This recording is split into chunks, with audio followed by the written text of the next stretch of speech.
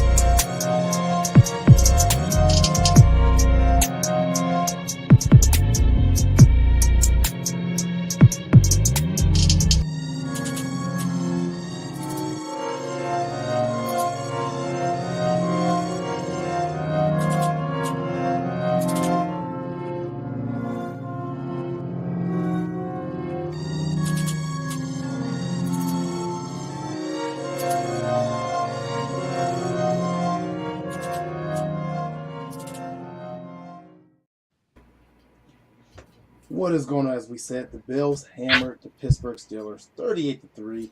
It was never close. I mean, we hear things on Twitter about the Bills sat some starters on purpose, possibly, because, they didn't need them. Josh Allen threw for more yards than half the quarterbacks in the NFL in the first half of a game. Gabe Davis has a 98-yard touchdown catch. It was just a great performance altogether from the offense, the defense, and we even had a couple scrums. Yeah. You can't leave that out of the go. It's a hat trick there. But, guys, let's just break this game down. It was never close to the beginning. We all predicted blowouts this week, and obviously that's what it was. We've been saying that if the Buffalo Bills are a Super Bowl contender like they said they are, then it's teams like this when they play in games like this that they need to absolutely destroy the opponent. And this week that was the case. We had a rookie quarterback coming to Buffalo. We had a team that was struggling. They didn't have their best pass rusher or best player possibly in T.J. Watt. You had Mika Fitzpatrick not 100%. And now I'm not making excuses for Pittsburgh and Mike Tomlin. I'm just stating the details of why this should have been a blowout the way it was. James, what did you see from the game coming to you first? Offense, defense, everything.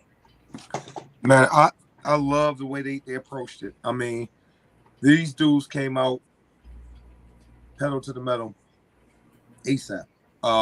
Came out with energy, came out motivated. That's one thing I was kind of worried about. Like, hey, could this be a trap type of game?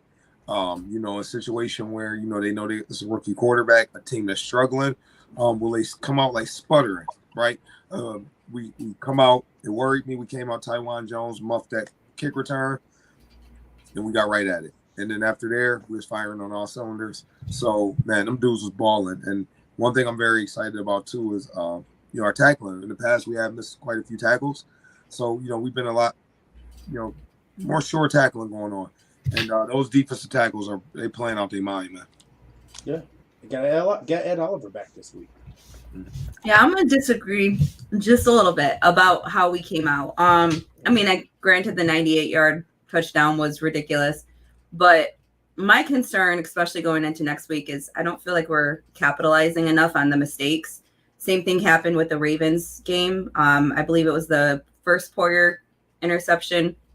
We went negative yardage, and we did the same thing with the kickoff with the second possession, and we end up having negative yards, then the block kick, and we end up walking away with that with no points. So my concern is sometimes I feel like we need to exploit those issues a little bit more. But I was very pleased at our second quarter. I feel we had I feel like we do that a lot every week. We're coming out first drive, we're going crazy. We usually score again, except for the Ravens game, but then we kind of settle down and we don't do much more in the first half or the first quarter. But this week it wasn't the third quarter that was our quarter, it was the second quarter, and it was a ridiculous quarter. And it would have been more points if we didn't have the fumble on the 1 yard line with I think it was Quentin Morris. Yeah, Quentin Morris. So we would have scored even more. So we just want us to capitalize more, especially going into KC. I feel like those are the things that we have to look at. But the second half, I think was more like we already had the game put away. I'm glad Cook got his first touchdown. So it was definitely a fun game to be at. So you always like not having to have to worry about the second half. So hey, that's it. Like I said, we said last week about Sean McDermott chilling in the fourth quarter, everybody, and that's exactly what they did. Obviously, Josh Allen had a massive performance. 20 attempts, or 20 completions of 31 attempts, 424 yards, 4 touchdowns, and obviously the 1 interception. Devin Singletary, 6 carries, 42 yards. His longest 24 yards. And then obviously a pair of 100-yard receivers. And I actually want to get into the other 2 young guys that played this game as well. Actually 3 if you count Quentin Morris. But Gabe Davis, obviously, with the big 98-yard touchdown, 3 catches, 174, 171 yards. The 2 touchdowns, and the one obviously he stole from Minka Fitzpatrick, and then Stephon Diggs with another solid game. I think he still leads the NFL in receptions in the yards with another 8 for 102 on the opposite side of the ball. But I want to talk about these, just the offense in general. It seems to me when they got rolling, and when this offense does get rolling, we can go all the way back to the Kansas City game, the AFC divisional playoff game last year. When they get rolling, it's hard to stop it. It's like that momentum it's building, and then it's boom. They're just going to run you right off the tracks. And if the defense isn't allowing any points, you're going to get snowballed. And like you said, Sarah, we could have scored more points in the second quarter.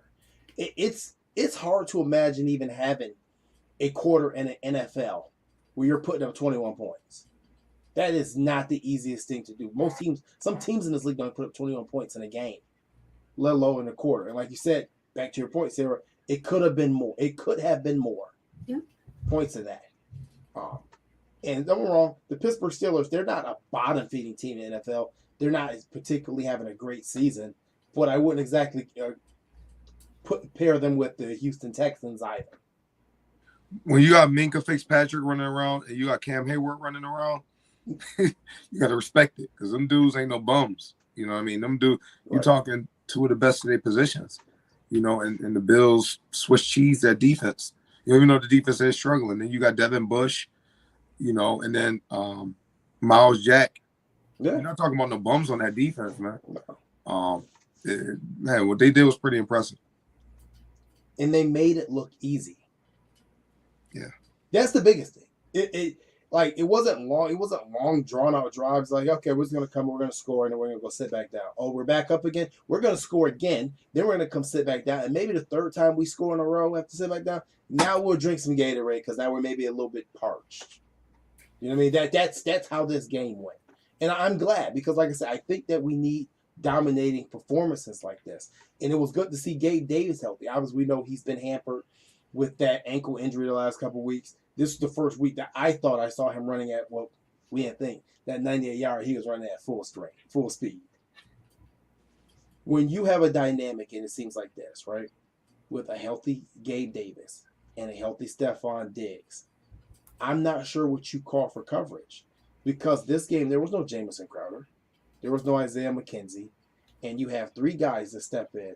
And Khalil Shakir, who we all gave predictions on secure performance this week. 3 catches for 75 yards. Isaiah Hodgins comes in. 4 catches for 41 yards. Quentin Morris comes in. 3 catches for 39 yards. And he almost had the touchdown on the goal line if he doesn't fumble. At this point, you're just plugging and playing people around your franchise quarterback.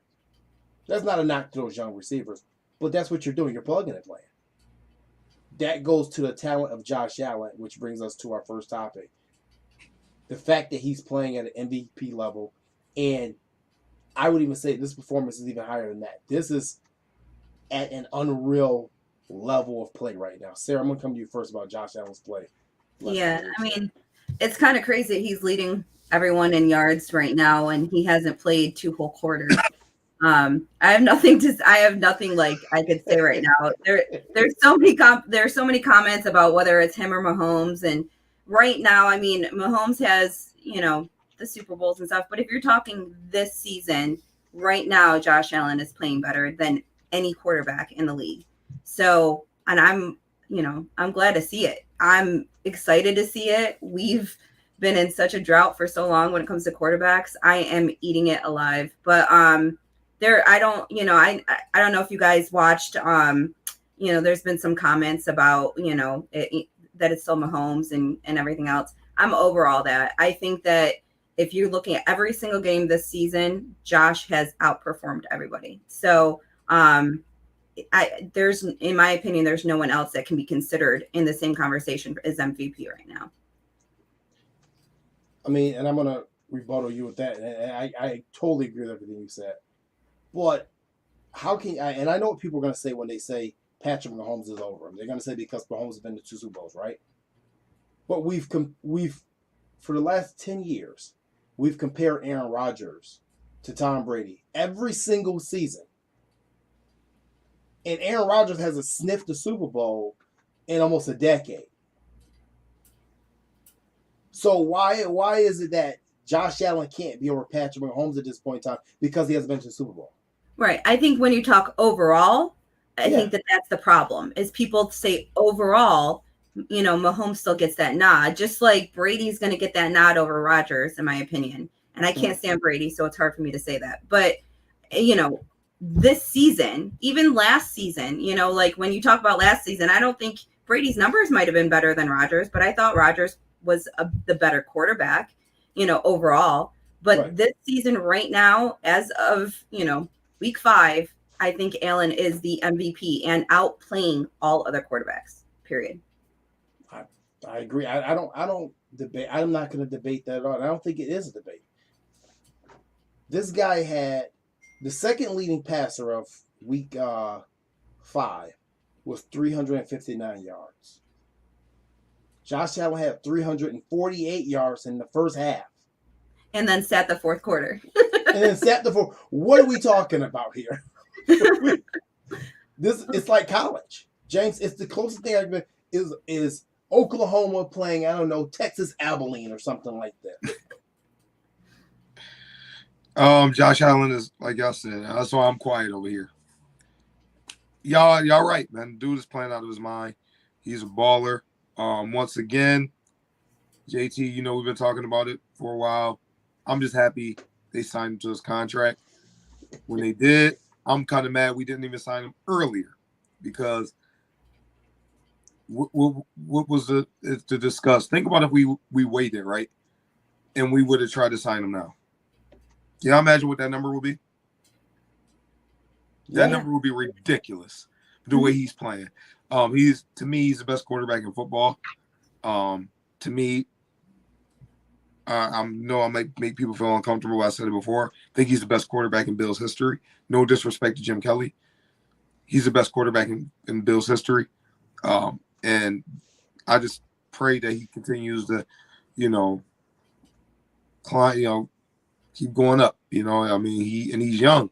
Quarterbacks, they playing longer and longer now. It's just, as a Bills fan, I'm very excited about it, especially after the drought.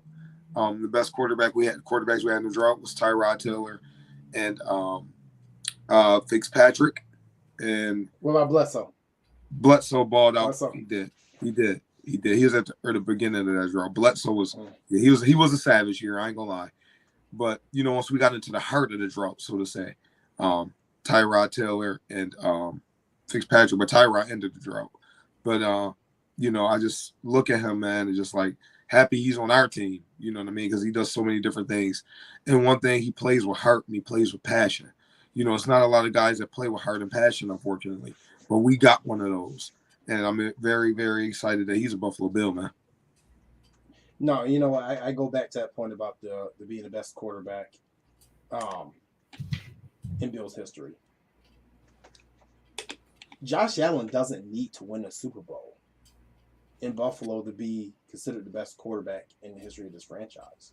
The simple fact that the guy in Jim Kelly that most people do consider the best, didn't win one. I don't care if he went to 4. I don't care if he went to 7. I don't care if he went to 10. He didn't win one. Josh Allen needs to win one. And like I said, this is not a knock on Jim. I know how people feel about it. But if you go back to the Super Bowl numbers and the stats from all the Super Bowls combined, those numbers ain't shaking out to look too good. Okay? If you allow Josh Allen into a Super Bowl game, he is going to show his ass. Plain and simple. Because every time that stage is huge, and the bigger the stage is going on further and further in his career, the bigger the stage, the better he's playing. The bigger the rivalry, the better he's playing. The more the media chatter, the better he's playing. And it's going over and over and over again. So, like I said, I'm with you, James. He's the best quarterback to ever put a Bills uniform on. And the biggest issue with that is out of the last 60 years of this franchise, we haven't had a lot of great quarterbacks in general. That's the problem. We had a drought like 20 years. So you're not going to get a lot of great quarterbacks in a 20-year period. But I'm going to stop right there with that part. But I agree with you. Sarah? Yeah, I was just going to say, I mean, I love Jim. Obviously, I have a history with Jim. And I hate comparing because it was just such different eras. But I don't think that he needs to win a Super Bowl either to be considered the best. But I think that they're different. Josh is out there. He's the one winning the games. He's putting it all on his shoulders. And I feel like Jim was a little bit more of a game manager. He had all of the weapons around him. So I think it's just different. But someone did ask if the first touchdown was against the wind. I was there. Yes, it was. So It was, right? I just wanted to say that. And it's funny because when I talked to Bill Poley, and I release this clip every year. So I talked to Bill Poley a couple years. I think it was Josh's second year, and I asked, why the Bills drafted, and Bill Poley told me. He said, when you get windy games in Buffalo, you have to have a quarterback with a strong arm that can cut the ball through the wind. And if you had another quarterback, you weren't going to do that. And he specifically brought up Tyrod Taylor. He said Tyrod's a solid quarterback. He's pretty good, but when the wind gets blowing, his arm is not strong enough to cut through the wind. And that brings that question up from my guy Stevie right there. That's what you saw, that particular play. Yes, it was right into the wind, and it was a dime, and it's 98 yards. And I don't even know if the defense expected the ball could go through the wind like that because the safeties were playing up. And it was swirling wind. It wasn't just wind. It wasn't just a windy day. It was going in weird directions. So, the Bills have one at their stadium. Punters and quarterbacks will tell you. That stadium was one of the hardest to throw in with that wind, how it's designed and built, and punt and kicking. That's why a lot of punters and kickers don't want to come here. So I never understood it until I was training for pro ball and a punter. I was working out a punter he just got done punting in the league, but he explained it to me. It's like, dudes don't want to come to Buffalo. You got to have a hell of a leg to kick in Buffalo because the way the stadium's built.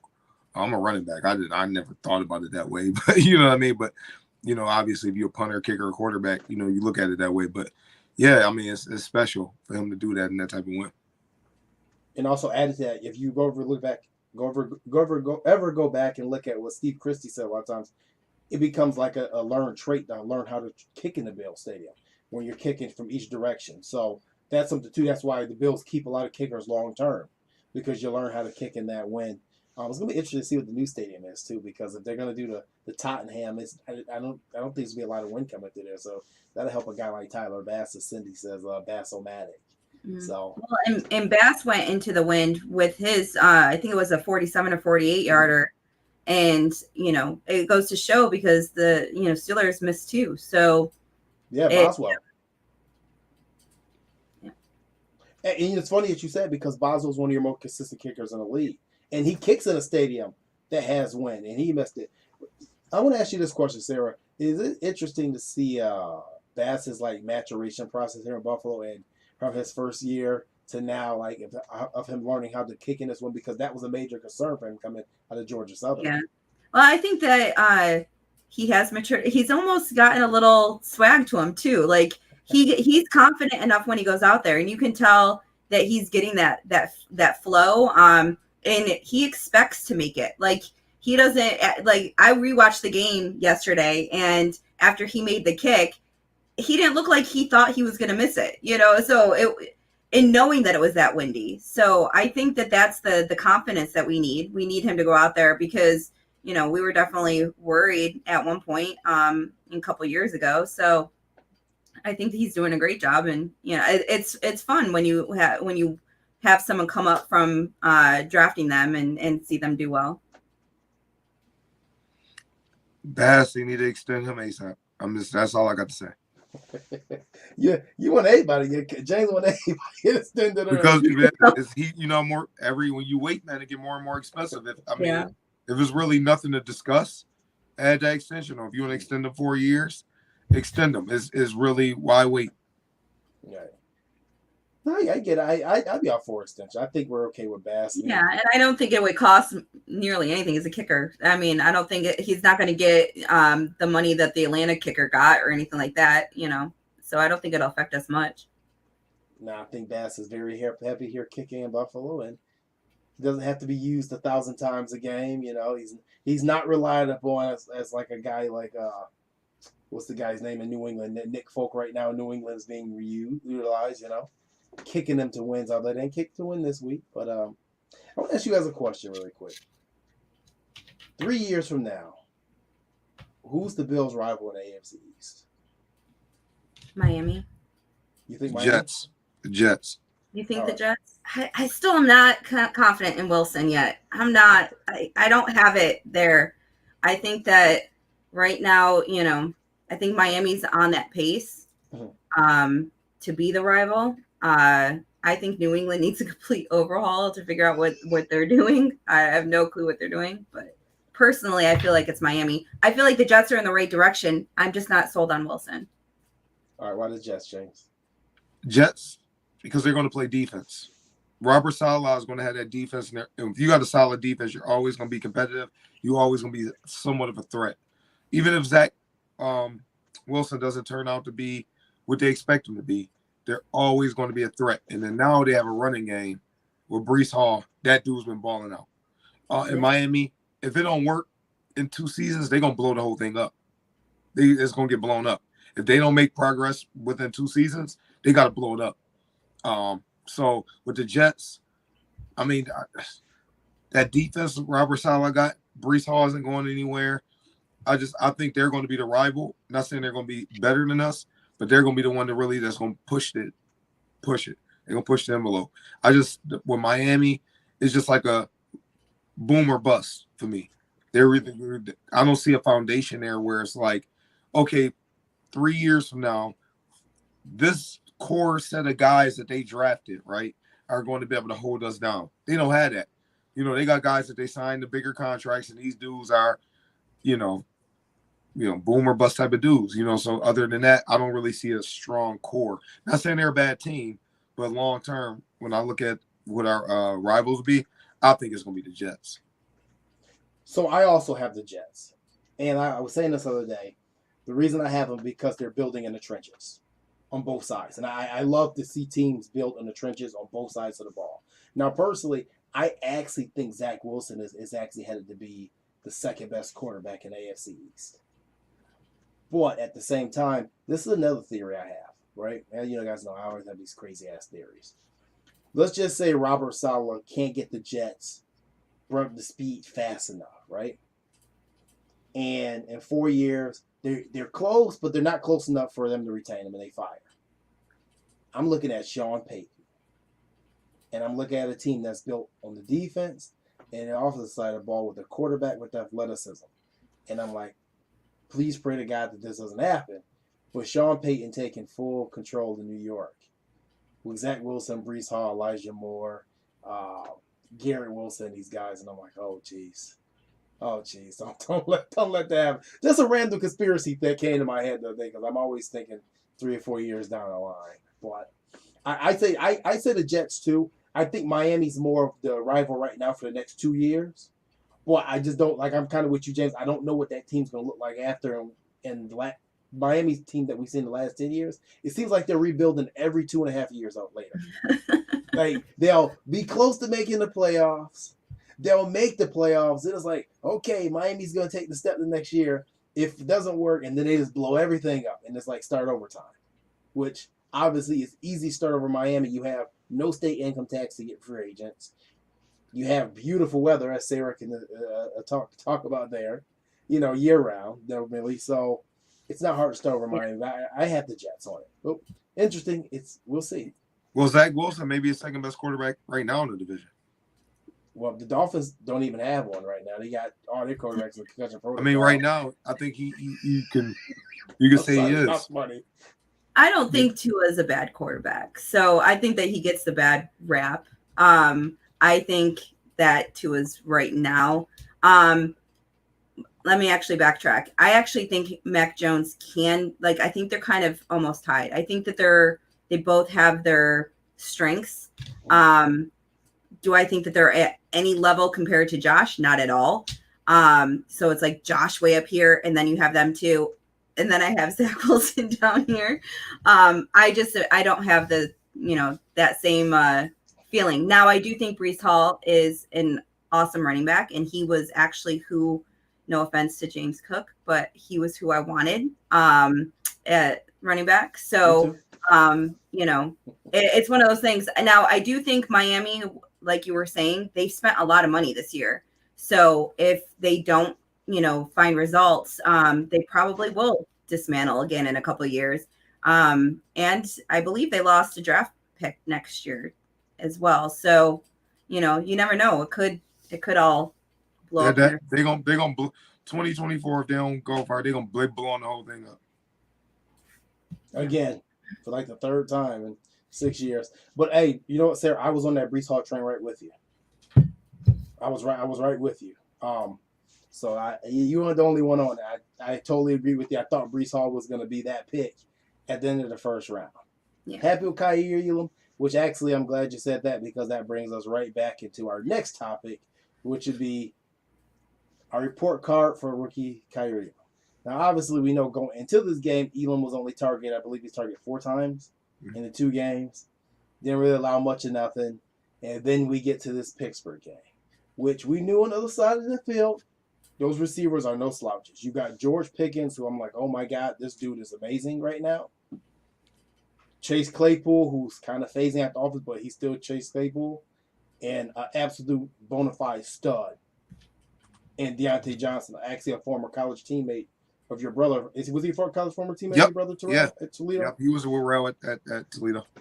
So this week, Kaiir got a little bit of a welcome to the NFL. He was targeted 13 times, gave up 10 receptions for a total of 126 yards. But he did get his first career interception. So,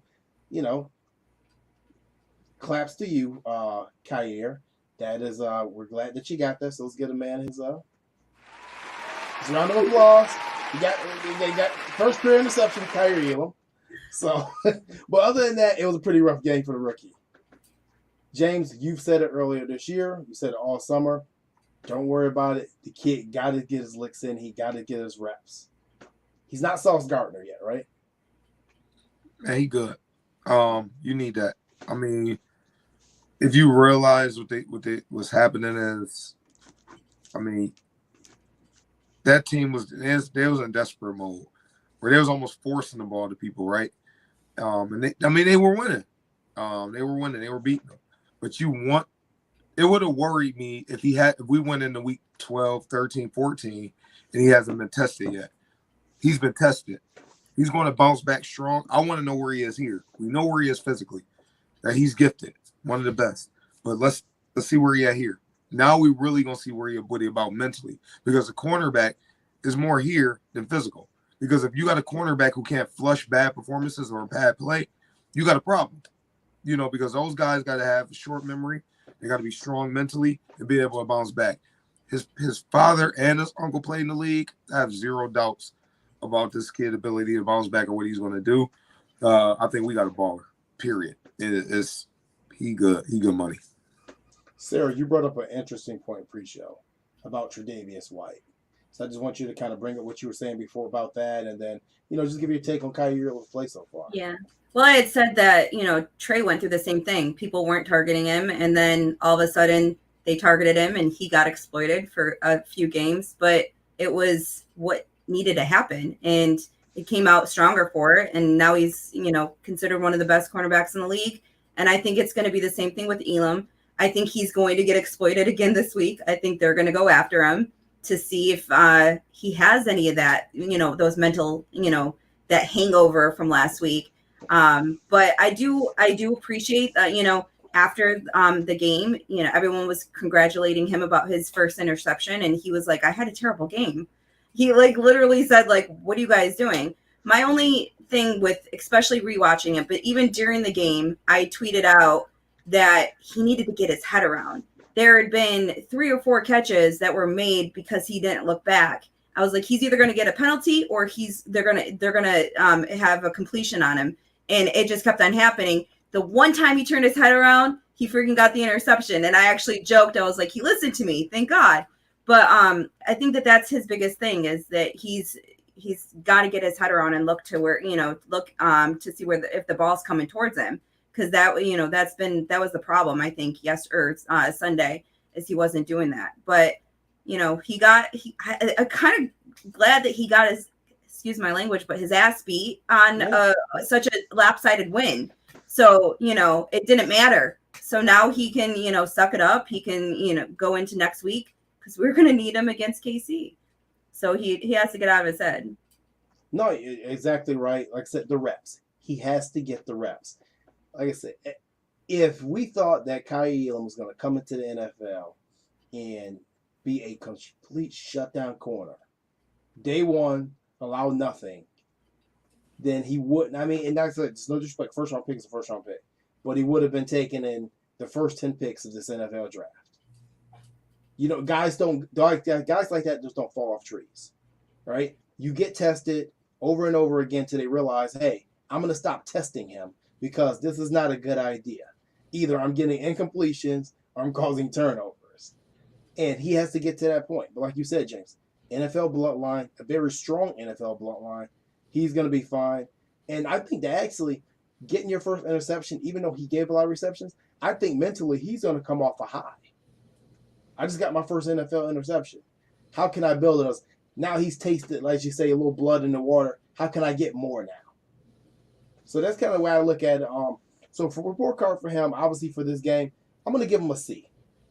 I said I'm gonna be generous. I'm gonna give him a C plus because one of the guys that he's going to get across that field is a bona fide superstar and a bona fide stud in Deontay Johnson, and those type of receivers are exactly the guys we need him going against week in, week out. So I'm gonna give him a C plus for that game specifically, but for the season so far, I'm gonna give him a B. I think he's been holding his own. James.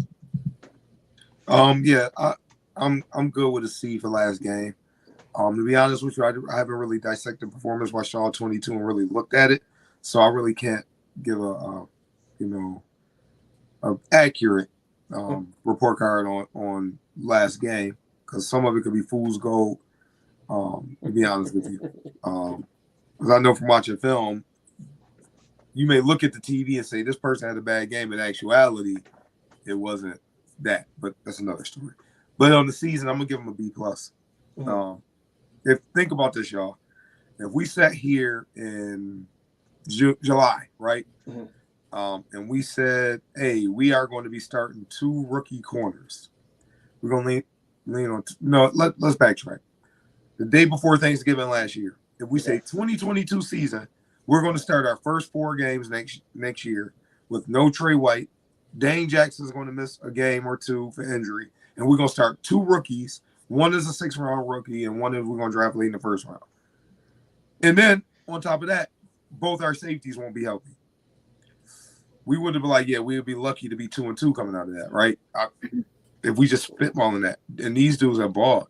The reason why, these dudes, they get valuable reps. So that's why I'm willing to say I'm going to give him a solid B plus borderliner.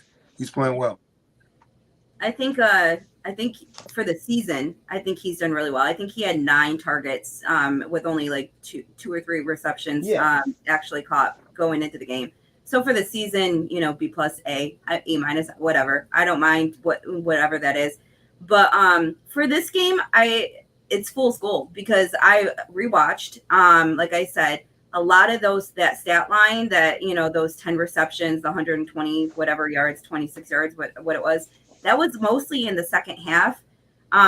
We were allowing them to get the short yardage and stuff like that a lot, and I feel like our defense played kind of bend don't break in the second half. So I do feel like he still played the first half very well. So I wouldn't knock him so hard. I would say, let's say B. I know Jay Spence just put up, they scored 3 points. So in the end, like if you don't look at any of the stat lines, hey, we had Elam, in there as corner. We had no Poyer, no Hyde. Like, our corners all together played amazing. Yeah, like I said, this defensive backfield is playing a lot better than I think anybody would have anticipated with this, considering the circumstances. I would just like to see him. He's starting to get a little grabby. I know that was the knock on him coming out of college. This was a knock on him during camp. That's why they put the boxing gloves on him. So if he didn't get a little grabby in a couple plays, I probably would have gave him a B. But because he get grabby, that's his main flaw. Like that's that one thing about him that keeps getting brought up and mentioned is that he kind of holds a little bit. But like I said, I think this is going to be nothing but a benefit to him. He got the first career interception. Congratulations to him. But you also got to go against one of the best in the league at that position in Deontay Johnson, who I don't think gets enough credit, enough respect for how good he is at that position. With the right quarterback, Deontay Johnson will probably look how Stephon Diggs looks here in Buffalo. Like I said, with the right quarterback. And don't get me wrong, he's played with Big Ben. But Big Ben, I am not considering him to be the right quarterback over the last couple of years. Kenny Pickett develops, you're going to see Deontay Johnson go a lot higher in the rankings at that position. Why do you think they paid him, JT? They ain't stupid. Pittsburgh know what they got. That's why they paid him. Speaking about paying, right? And I know this was it really wasn't our itinerary, but since we're here, I'll just ask it really quick and kind of break out a little time. Gabe Davis extension. Should that be something that the Bills should be working on immediately? And honestly, James, I know you shake your head because you feel a different way about it, about his representation actually taking an extension at this point in time. So I guess I'll let you go first here. Gabe Davis, that's something the Bills should be looking into right now? Yeah, you can look into it. Mm-hmm. That dude price tag so high right now, he gone. And I mean, he'd be a fool not to take it. You're a former professional athlete, you're a damn fool not to take your money. All right? Like, that's why I tell people all the time. When they talk about pro athletes should take discounts and this and the third. I'm like, if your coworker, right? You say, I'm going to just make the numbers easy. He's making $25 an hour, right? And you making 20. And you performing better than your coworker. If somebody else offers you 30, you're going to say, nah, I'm going to I'm cool with the 20 and I'm going to pass. No, let's be realistic. I would love if he stayed, but just looking at how everything's turning out, I got a theory. Maybe crazy. I'm just thinking. Here we go. Theory Tuesday. I'm thinking a little crazy. I think we're gonna lose Gabe Davis, unfortunately. I do think I would not be mad if that dude's a ball. Think somebody's gonna pay him. The receiver numbers are crazy right now. We all know this. I think Claypool is going to end up here on a 1-year deal. I think he's going to end up here in Buffalo on a 1-year deal. Eventually, I think we're going to lose Gabe Davis, but I can see them signing Claypool, bringing somebody in a similar skill set. Claypool actually probably faster than – actually, he is faster. He is faster. Not saying he's better, but he's definitely faster than Gabe Davis. But you get somebody like that with Josh Allen, he come here on a 1-year prove-it deal. I think that will be a replacement for Gabe Davis when he does, unfortunately, maybe not get an extension here. Sarah. I mean, we have him for another year, so I'm trying not to worry about this so much. Every single player, it's like we got to extend him. We got to extend him. I'm not knocking Gabe because I love Gabe. He had a great game last year, and this year he's had one decent game and then a blowout game, But he's also been plagued with injuries too, on and off. So let's let the season play out. Then we go into next year, when things start to settle, and I honestly believe we need to figure out the whole salary cap, and we have I think, other positions to worry about, then I'll be more like, okay, extend or not. But I think that you can find somebody. I mean, we found a gem in the freaking 5th round, with Shakir. So we can find somebody in the draft. And again, not a diss on Davis at all. I love the guy. I wish we could afford to keep him, but we can't have two, $30 million wide receivers on the team. Just can't. So I totally agree. So I looked at it like this. Obviously, Brandon Beane should do his due diligence. That's what he does. I'd say, hey, I'd offer him a $40 million contract right now. If he bites at it and he takes it, okay, cool. Do I think his representation will let him take that, according to James? Absolutely not. Not a chance in hell. Christian Kirk just got $25 million on the open market as pretty much really a number 2 receiver. That market will never be the same now because the Jacks totally effed everybody up on it. Mm-hmm. It will never be the same, and we really got lucky that Stephon Diggs didn't come back to the table like a Tyreek Hill and say, oh, well, wait a minute. This dude just got $25 million, and he hasn't even sniffed the numbers that I've had. I went way over that. He didn't do that, so we kind of got lucky there. I don't think we're going to strike gold with Gabe Davis and get lucky again.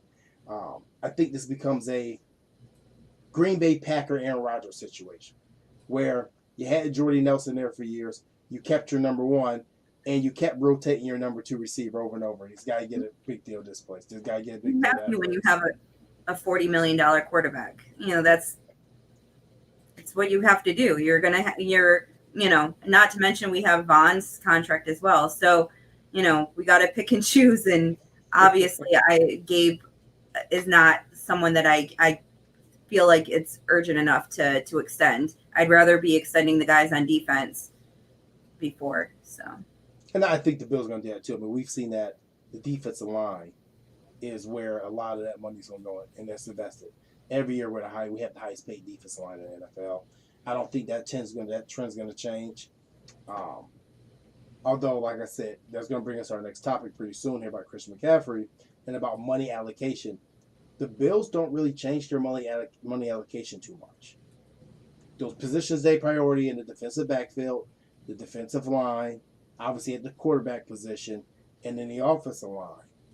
They don't change that much. Beane and McDermott stay on the same page when it comes to money allocation, and I don't think that's going to change. I don't think Gabe Davis is going to get an extension. I think they'll offer. I don't think he'll accept. I think he'll hit the open market. Somebody like Houston will give this dude a boatload of cash, and hopefully he has a ring on his finger when he goes to his next location, if that's the case. So that'll be good. That everybody wins in that situation. But obviously, if you guys have been living under a rock, or you just haven't been on Twitter because it's toxic, and I stay off Twitter because it's toxic, maybe you have, or maybe you have not seen that the Bills have once again been linked to a Carolina Panther. This time, for the second time it seems this year, running back Christian McCaffrey. So if you guys didn't see, there was a report that came out that said the Bills had contacted the Carolina Panthers about the availability of Christian McCaffrey for trade. And then another report came out today that said that the Bills did not talk trade, but they contacted. So I want to get you guys' thoughts on, is this just Brandon Beane doing his normal due diligence, as we call it, or is it actually something feasible that the Bills may possibly do? And let's talk about the financial ramifications of a move like this. Sarah, I'll let you go first. Yeah, I mean, Jeremy knows how much I love looking at the contract side of things. So I haven't dove too deep into this, but I do know his contract's only like $1,035,000 or something like that this year. So prorated for the last few games, it would be nothing. It's like $600,000. My concern was going forward. He's a $12 million running back right now over the next couple of years. And how would we ever? We're not a running back team. We're not a run first team. Why would we pay a running back $12 million? But I did look at it. Most of his contract, it was guaranteed at signing, and it was a restructure. So I feel like I didn't break down the numbers, but I feel like we could get out pretty cheaply if we wanted to do it as a 1-year rental. Again, I don't know if we would do it as a 1-year rental and then try to trade him out again.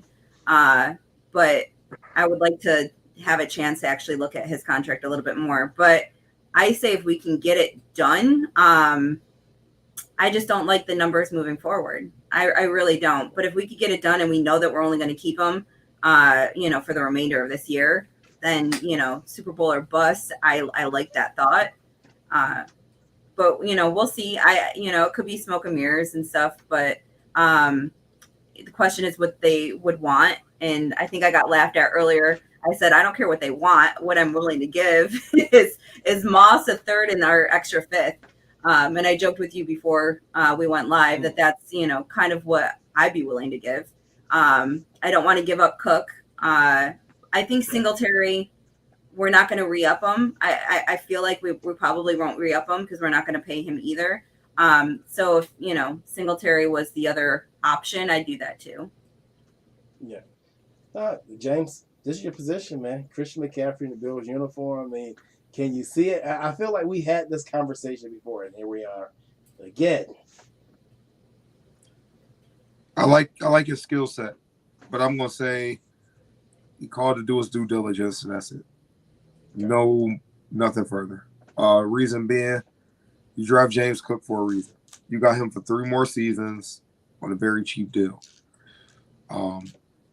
Cook is going to be a beast in the weapon role. In our offense, we almost like a positionless basketball team, right? Where you just want weapons out there.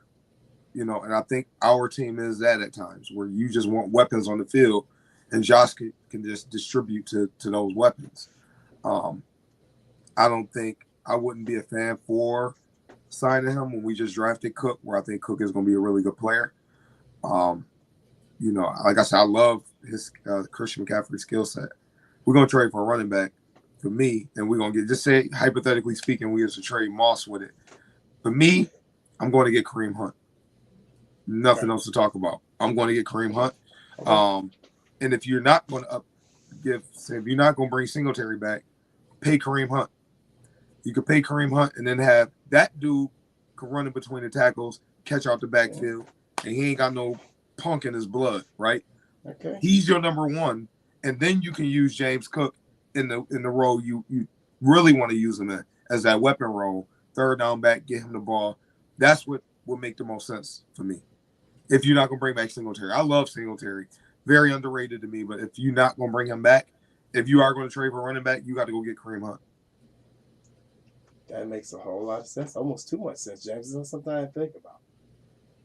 You bringing the heat tonight, man. I mean, that's a pretty damn good theory, bro. I like if Kareem Hunt came here, it'd be lights out.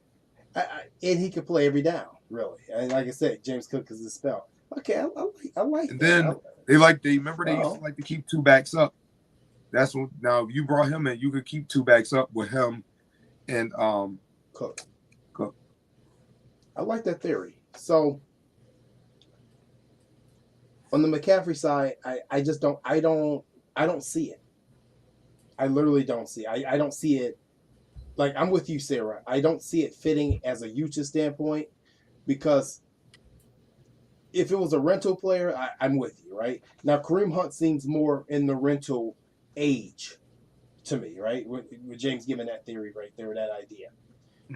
At Christian McCaffrey's age in his contract, I mean, unless we're going to trade for him and then retrade him in the offseason, which that's more of a basketball, NBA, or baseball type of thing, right? It doesn't really happen too much in the NFL that I can see it.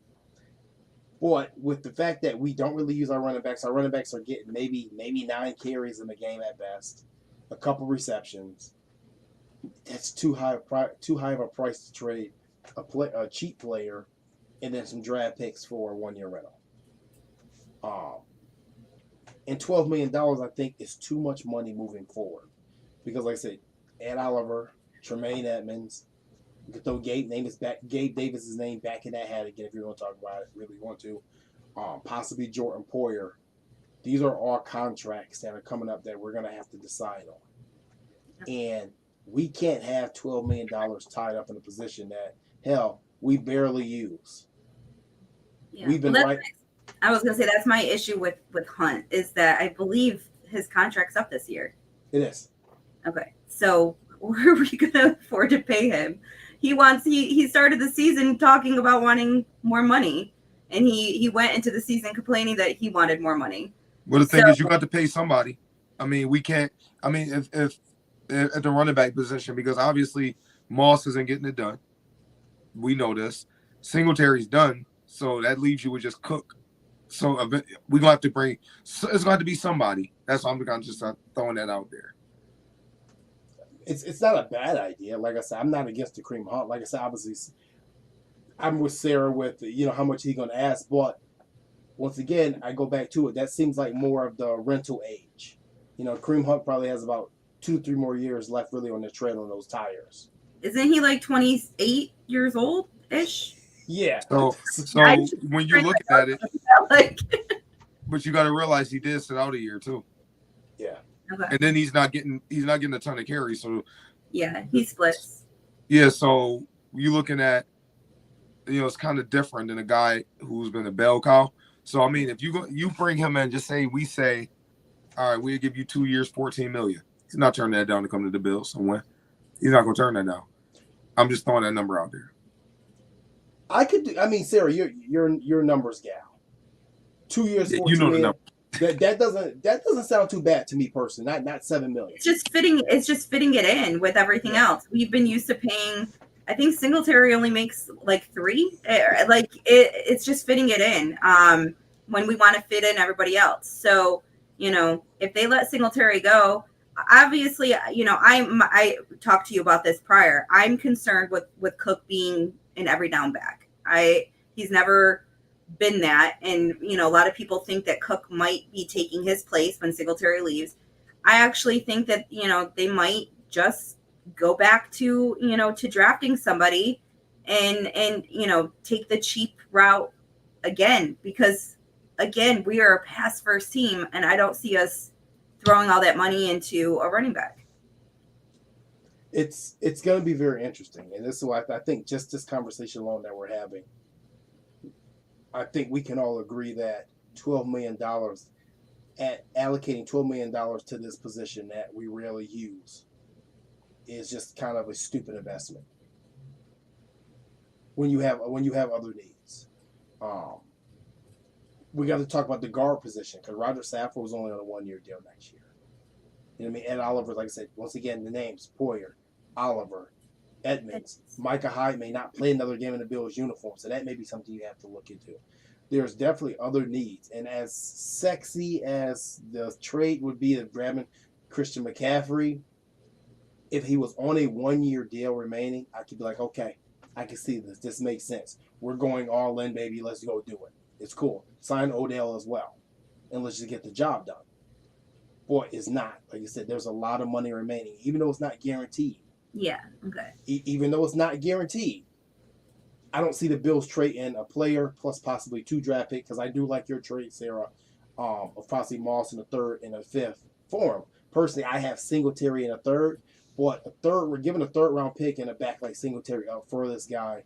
That's still a high price to pay for a 1-year rental. I don't think so, because if we're not gonna re-up Singletary, why not? I mean, the 3rd round pick though.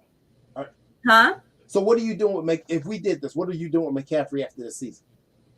You can cut him. I mean, like again, I haven't really dissected the contract, so I don't want to say that without being 100% guaranteed.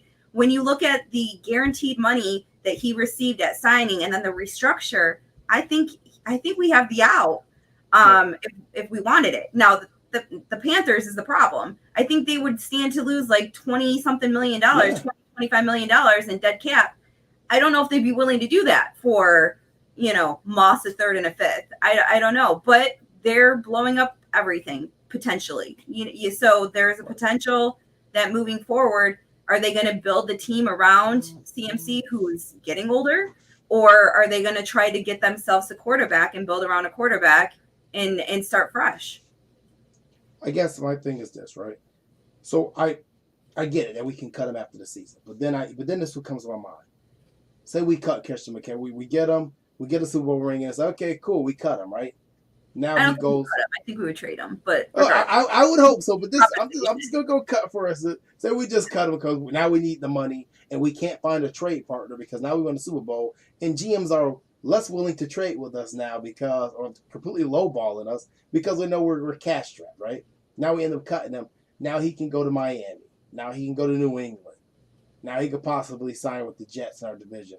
Oh, hell, maybe he just signs in Kansas City or something like that. He can go to Miami with a $12 million contract per year. I'm okay with that.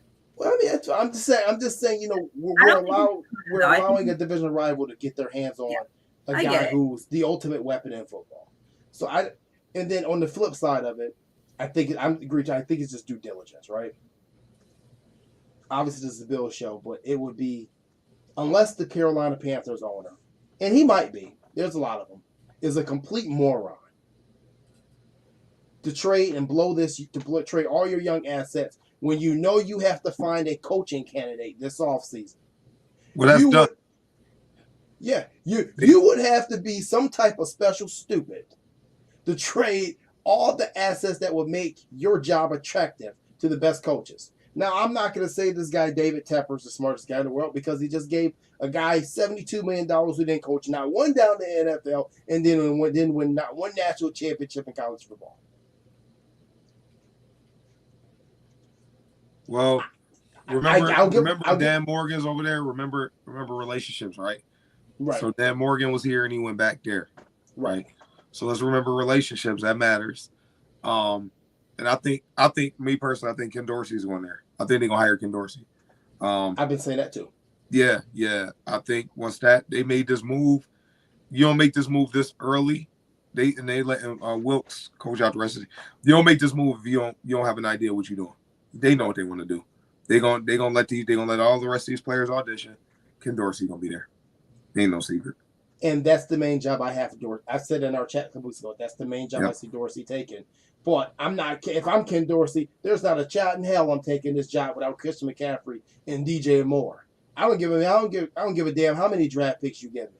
If you ain't got those guys there, I'm not interested. I'll stay right here in Buffalo with Joe Brady and Josh Allen until I see something fitting. So I have a question though with that. So you honestly think that on 1 year of him being, for the first time, a offensive coordinator, that they're going to turn over a team because he had success with Josh Allen as his quarterback? I feel like I feel like there's going to be interest, but I think that it's going to just be interest. It might be different because it's Carolina and he has history with Carolina, but I feel like a lot of people are going to kind of look at his success and say, well, he had Josh. So I feel like we might actually get him for one more year. Nah, it's deeper than that, because what you got to do is in my opinion, what they do is you look at him going all the way back to the U, which he's always had.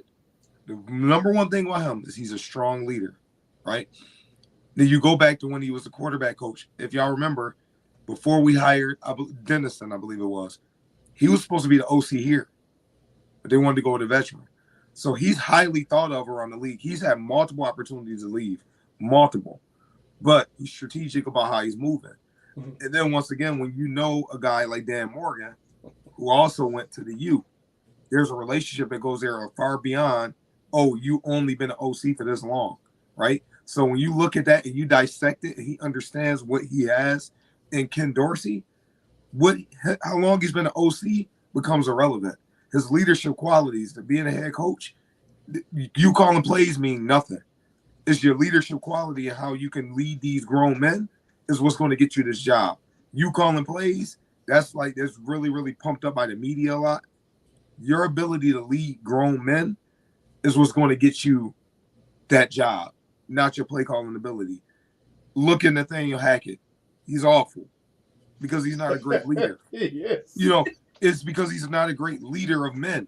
You know what I mean? So the title don't really mean nothing. You've been an OC, but that's cool, right?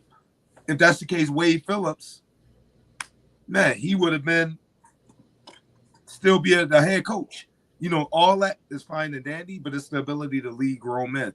It's the reason why, Harbaugh at Baltimore, right? He was only the special teams coordinator. Why he know how to lead men.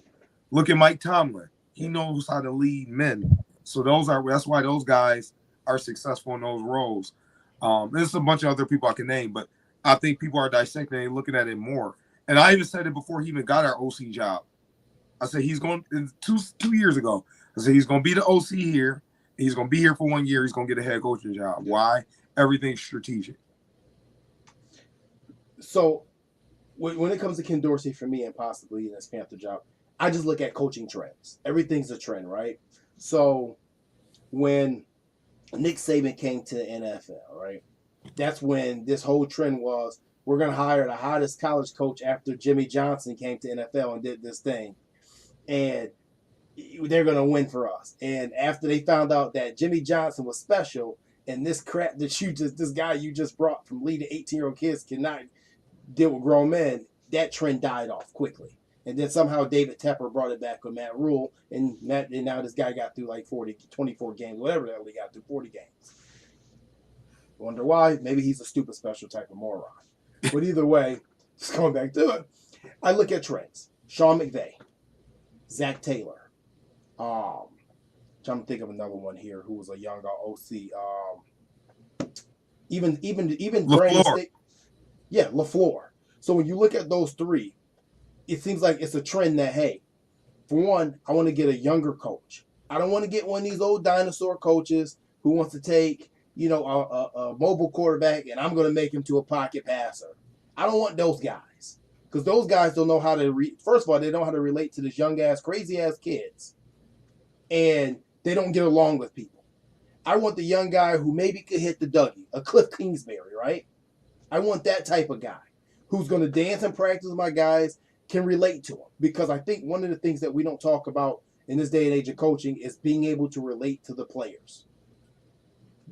Nobody has that aura that says, I want to go and play with this guy because he's a great coach. Ain't nobody going to New England to play with Bill Belichick without no damn Tom Brady there. I don't care how good Bill Belichick is. Nobody want that clam chowder. It's done. It's a wrap. No one's going up there. Okay? They want a coach that they can relate to, that's down for the cause, that they can get along with, that they're going to get the best out of. That's why I think Ken Dorsey may be gone after this year, just because of the trends. Now, if he doesn't, I'd gladly keep him for another 5 years. I would love to have him. Love it. But I just don't think it'll be feasible. And when I'm looking at the other coaching candidates too, that he's going to have to go against this year, I'm like, oh man, this is bad. There's not a lot of good coaching candidates out there. Like Eric Bieniemy is probably his top, maybe his top competition, and Bieniemy ain't got a job in 2 years. So I'm just like, man, I don't know. I Leslie Frazier too. Somebody gonna snatch him up. He gone. It's about time. Coach Frazier he can get snatched. But I don't know, man. I don't know. It's just interesting. But just back to this McCaffrey thing, I think we all agree. I think it's due diligence. I don't think that the salary cap even adds up for the next couple of years to do this. But maybe it's raising the price too of a division. Maybe he thinks maybe somebody in the division is trying to do something, and he's checking to see, gauging what they have to give up. Maybe he's trying to raise the price. Oh, New England said they'll give you a 4th rounder. Well, we'll give you a 3rd. You know what I mean? You don't know what's going to happen. But I don't think Carolina could be that stupid to gut this team because, like I said, the job's not going to be that attractive. If I don't have Chris McCaffrey here, why am I coming to Carolina? They just got out of a scandal. They don't have a quarterback. You got 2 busts at quarterback in Darnell and Baker Mayfield. You had to bring back Cam Newton last year. That didn't work. Yeah, I'm good on that, man. I think it's due diligence. But let's get to some of these questions in the chat that we can get off air because it's getting a little late. But this has been a good show. This has been a really, really good show. So here, I'm going to go back and start finding some comments. Cody Wells says, if we stick with our backs the whole season, do you foresee us going after any backs rather than drafting one before next season? That's a good question. I don't know. I know, James, you said Kareem Hunt. I mean, yeah, I just threw that out there. I think they're going to roll with what we got, in my opinion. Sarah, you got any names? Yeah, I mean, I haven't thought of anybody. Kareem Hunt doesn't have a contract. So before if we waited till next season, then we're paying him. So I don't necessarily agree with that. But I think that you draft. I honestly do. I think that, the cost is going to be too great for anyone that you're going to go out and, get out of free agency. And I can't think of anyone that, we could trade for right now. But, it's a good thing to think about. I just haven't thought about running backs that often because we don't use them. I'm trying to see if there's any more questions. My man, Fonzo Edwards said Bill always has a mean mug on the damn face even when they're winning. What the fuck, man? Oops, you know English. Oops. FCC. Cody Wells says, so we are officially starting a coaching trend in McDermott. Man, we've come so far. We have. And it quit fast too. Very fast. And I think if we lose Dorsey and if we lose Frazier, that we're gonna hire internally. I think Brady can come up, and there's a couple of people on defense, most likely Washington that comes up, or Babbage, but I think that it's gonna continue to be internal, so we don't change much of what we're doing. We know one thing, Sean McDermott's like, he ain't gonna do change. We're gonna stick with what we're doing. Like I said, we talked about that money allocation earlier. If you guys have any more questions, put them in the chat. We got about 1 more minute on air. We getting off here. Okay, Ray Cruz asked earlier, let's be careful. We may be sitting starters against Kansas City to take advantage of the upcoming bye week. Your take? No, I think everybody's playing this week. This is a mental game. It's too important. I mean, if we win this game, the playoffs come through Buffalo unless we do something stupid for the rest of the season. I think that this game is, whoever wins this game, the AFC Championship game is going to be in either Kansas City or Buffalo, because I feel like these are the two teams that are the best in the AFC, and it's who it's going to be at the end. So I think it's up to us, So I don't think we're going to send anybody if we don't have to send anybody. No.